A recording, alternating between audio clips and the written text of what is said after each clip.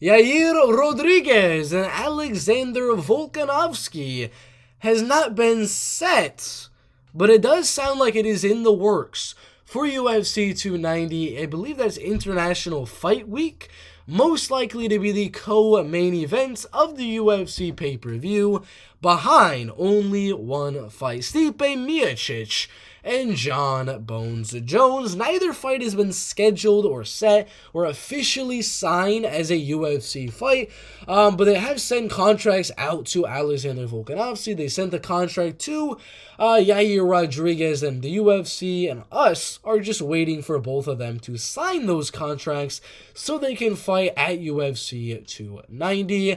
Alexander is going to be coming down from the lightweight division back to the featherweight division, where he'd beaten guys like Chad Money Mendez, Jose Aldo Holloway 3 times, Brian Ortega, and Chan Sung Jung, whereas Yair Rodriguez is going to be on that little win streak against Ortega and Josh Emmett, also beating Chan Sung Jung and Jeremy Stevens, and losing to Max Holloway. And he's improved a lot since that Max Holloway fight. His striking's improved, his submission game on bottom has definitely improved.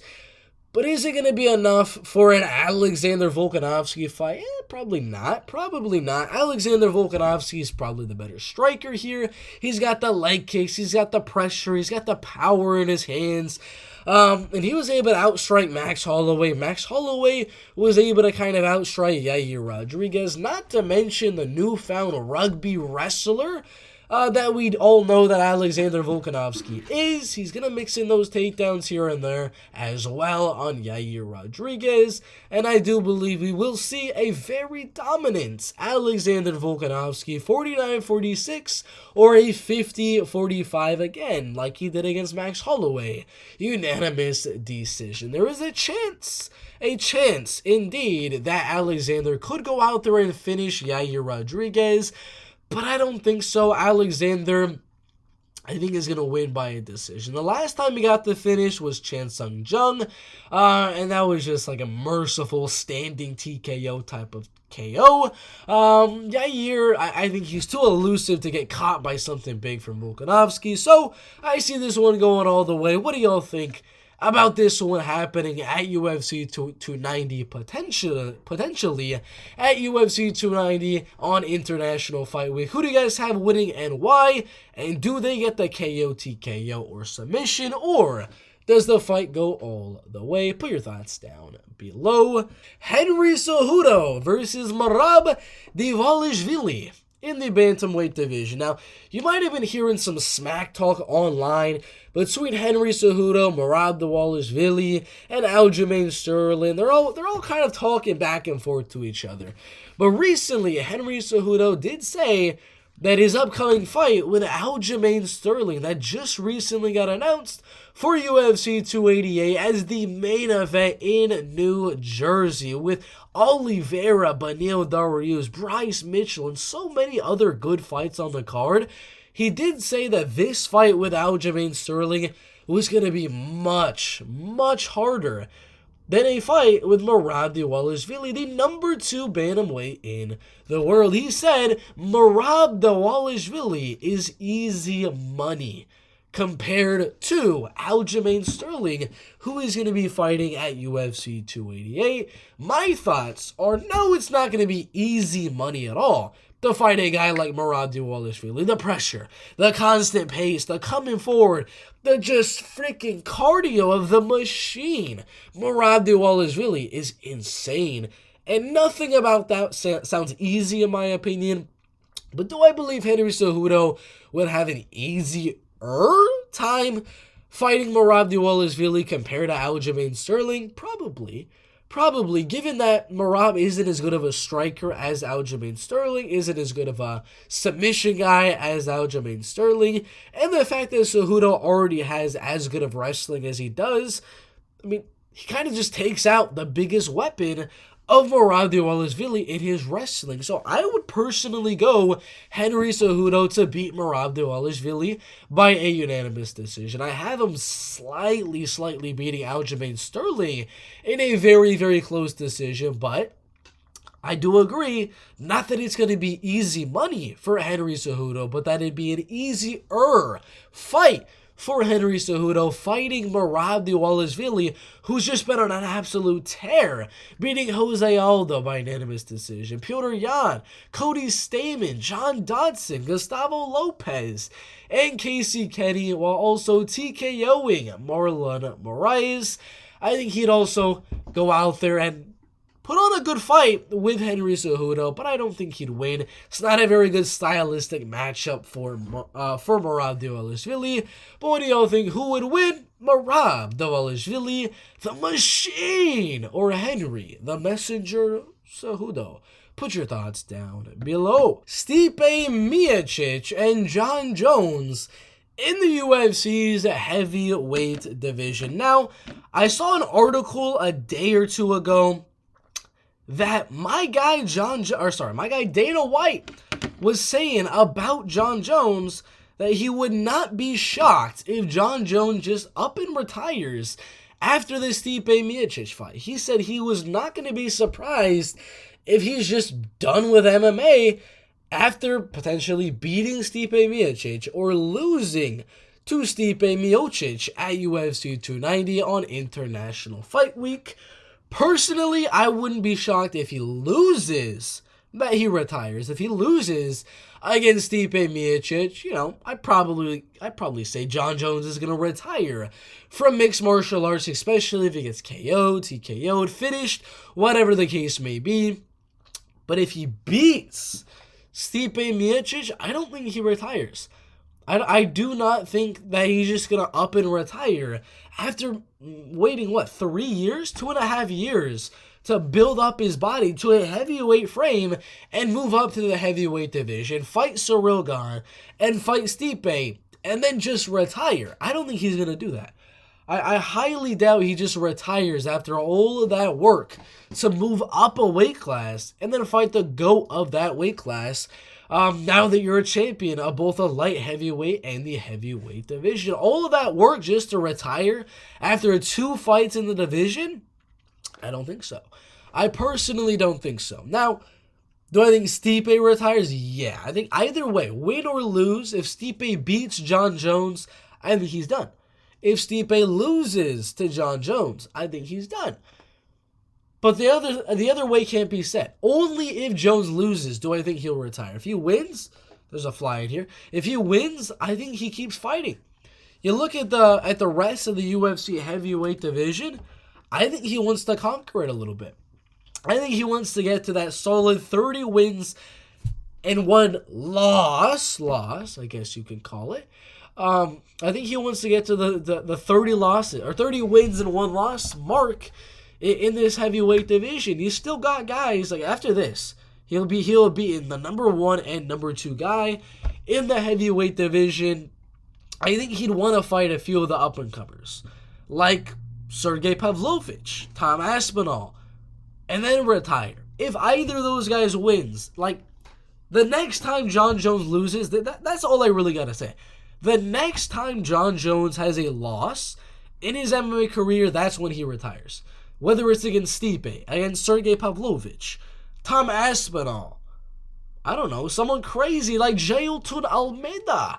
It could be any of these guys. But the next time Jones loses is when I think he retires. Or if he clears out the entire top 5 and just says, well, I cleared it out. Just like I did the light heavyweight division, I did the same thing to the heavyweight division as well.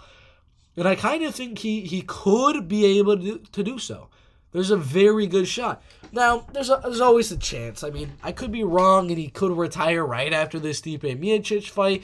I hope he doesn't know. I want to see him against Sergey Pavlovich. I want to see him against Tom Aspinall because it's Tom Aspinall's dream to fight Jon Jones. And I even want to see Curtis Blades versus Jon Jones. But Dana's probably has a good chance of being right. Because would he want to risk his legacy going from Stipe Miocic talk, fighting him in the main event of a pay-per-view, fighting potentially Francis Ngannou in the main event of a pay-per-view? Would he want to go from all of those crazy fights to fight Sergey Pavlovich? That's such a risky fight for Jon Jones. Such a risky fight for Jon Jones to accept with not a lot of upside, to be honest. Same thing with Tom Aspinall. There's not a lot of upside going out there and fighting Tom Aspinall. So it is weird. It is weird. It's hard to think about. It's hard to think if Jon Jones will retire. And the more and more that I think about it, the more and more that I do think about this, the more I actually start to think he might actually freaking retire. I don't know. That's tough. I went into this video thinking Jon Jones is going to beat Stipe, fight Sergey Pavlovich, maybe fight Tom Aspinall after that, Curtis Blades even, and then retire. Go 5-0 in the heavyweight division, clear out the top 5, and retire. But again, the more and more that I'm thinking about it right now, I think he might retire. Like I said, he put in so much work to get into the heavyweight division, but it's so risky to fight Sergey. It's so risky to fight Tom Aspinall. Damn, I don't know, man. That's something I want you guys to discuss that in the comments. Do you guys think that Jon Jones will retire from mixed martial arts after UFC 290? I think Stipe for sure retires. I'm still a little bit split on Jon Jones, though. So put your thoughts down below. Does he retire from mixed martial arts? Tom Aspinall will be going to UFC 286. Edwards versus Usman to discuss with the UFC who he would like to fight next, but he's already named an opponent. He said Ciryl Gane would be an amazing fight for him, or Maercin Tybura. Personally, I thought a good Tai Tuivasa fight would be pretty good. But if he can go out there and get a Ciryl Gane fight, that'd be amazing. Because if he wins against Ciryl Gane, that puts him at the #1 contender in the UFC's heavyweight division. And I actually favor Tom Aspinall to beat Ciryl Gane, given he's a much better wrestler and a much better grappler. So yes, Tom Aspinall probably would rather fight against Ciryl Gane than a freaking Maercin Tybura, but he said Maercin Tybura would be a good comeback fight as the main event of a UFC Poland card. He didn't mention Sergey Spivak, Volkov, he's already beat him, Jairzinho Rozenstruik or Tai Tuivasa. He just went way up to Ciryl Gane at #1 after he lost, given that Stipe is fighting Jones, Pavlovich is fighting Blades, Tuivasa below him, Volkov he already beat, Spivak he already beat, Jairzinho lost to Alexander Volkov. He said, I'm going to go down to #10, or I'm going to fight #1. Those are my two things that I like to do. And Maercin Tybura already said yes, he would like to fight Tom Aspinall, and obviously he's going to say yes. The man's at #10, getting a top 5 fight in the UFC heavyweight division. That's a big deal. So yeah, Maercin Tybura has already accepted. Haven't heard anything from Ciryl Gane. I'm going to be honest, I highly doubt Ciryl Gane would like to fight Tom Aspinall until maybe Tom Aspinall cracks #3. Because I think after the Curtis Blades Sergey Pavlovich fight later this year, if Tom Aspinall can beat Maercin Tybura, he'll probably move to #4. Sergey Pavlovich will probably stay the same. If he wins, Curtis Blades will move to #3. And if Aspinall wins, he'll probably move to #4. And that'll make it a little bit more likely to fight Ciryl Gane, because at that point, Stipe might have retired, Jones might have retired, and that'll put him in a situation to possibly fight Ciryl Gane. So, I think a Ciryl Gane fight is inevitable for later on in Tom Aspinall's career, maybe a second fight back after the injury. But as the first fight back from the injury, I think most likely that'll probably be against Maercin Tybura, because they both said yes, they're down to do the fight. And Maercin Tybura has already agreed. Really no answer from Ciryl Gane, which is to be expected. But yeah, I think that's a good one. Tom Aspinall, Maercin Tybura in the UFC's heavyweight division. I go Tom Aspinall by TKO. Put your thoughts down below. Kai Kara France and Amir Albazi has been set inside of the UFC's Flyweight division for June 3rd UFC Fight Night. 24-10-0-1. 7-3 in the UFC, beating Rogerio Bontorin, former champ Cody Garbrandt, and Askar Askarov, taking on the undefeated, inside the UFC, Amir Albazi, who's been doing absolutely amazing inside of the UFC. Kai Kara France. Tapology. This is going to be a very, very close fight, in my opinion, because Kai Kara France is kind of the gatekeeper, I'd say, in the UFC's flyweight division. He's still almost there to be in title contention. But if you go out and beat Kai Kara France, you're going to be really, really close to a title shot. Brandon Royval was very, very close to a title shot after he beat Kai Kara France. He was one fight away from getting a title fight. Brandon Moreno beat Kai Kara, then he got the belt very, very soon after that, and then he lost to Brandon Moreno again. So he's a little bit of the gatekeeper of the flyweight division. If we look at the UFC rankings here, he is at the top of this flyweight division at number 3, where Amir Albazi is at number 7. But, like I said, he's kind of that gatekeeper where if you beat Kai Kara France, you're probably one fight away, or you're going to get the title shot right after you beat him.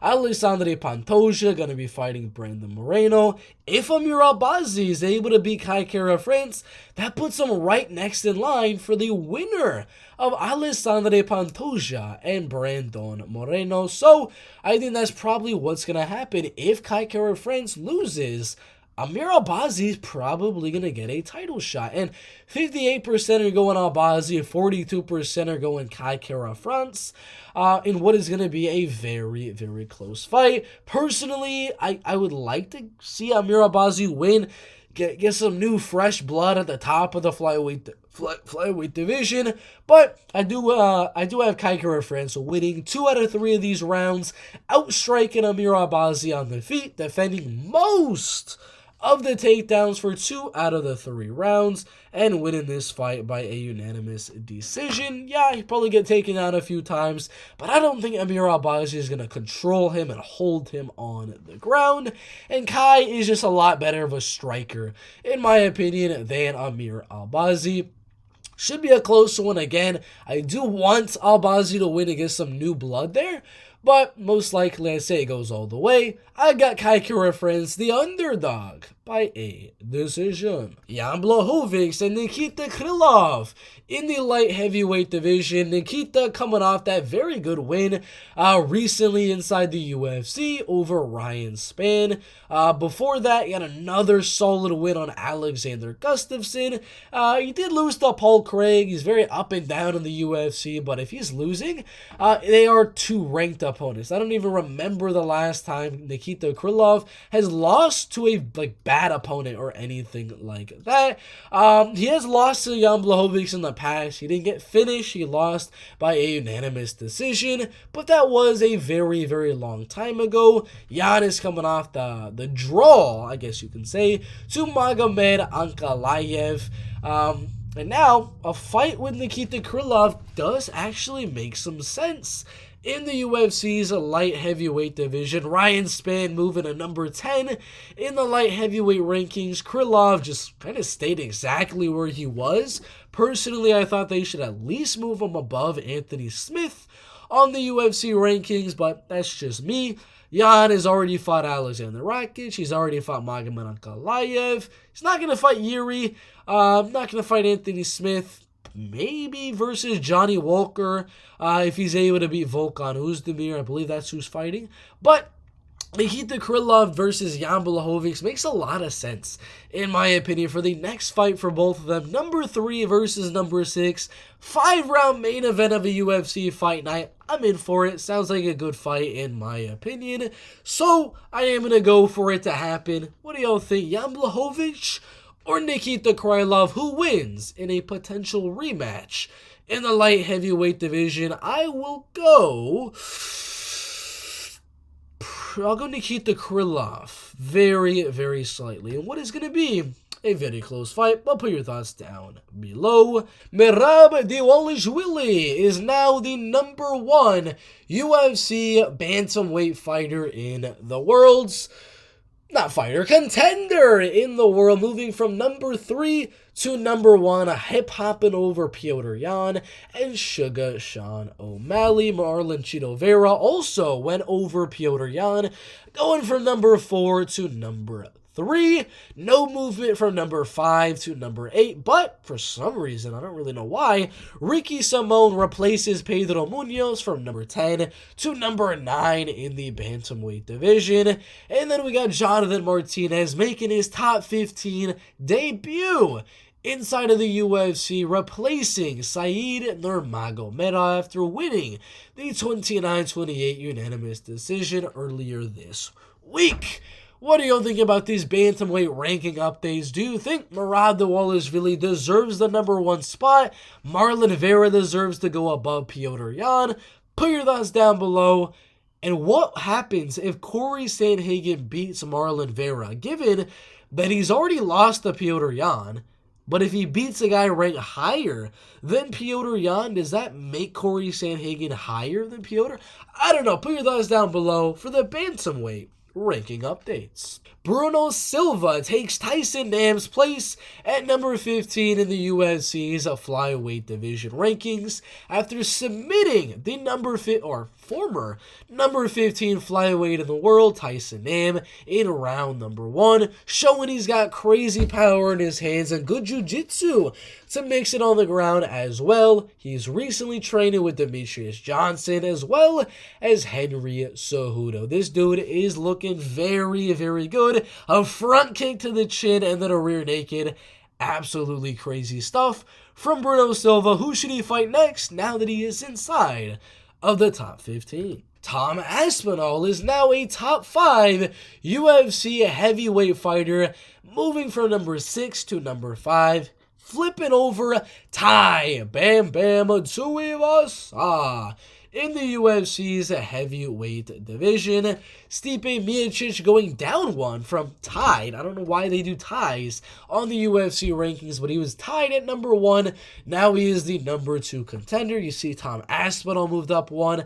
Alexander Volkov also moved up 1 after his solid win over Alexander Romanov, moved above Sergey Spivak on the rankings. And then, of course, Alexander Romanov got pretty much destroyed by Alexander Volkov, so he moves down from number 14 to number 15. What do y'all think about these ranking updates? Who should Tom Aspinall fight next? And Alexander Volkov, he's already lost to Tom Aspinall pretty dominantly. He already lost to Curtis Blades pretty dominantly. Who does Volkov fight next? Maybe Tai Tuivasa?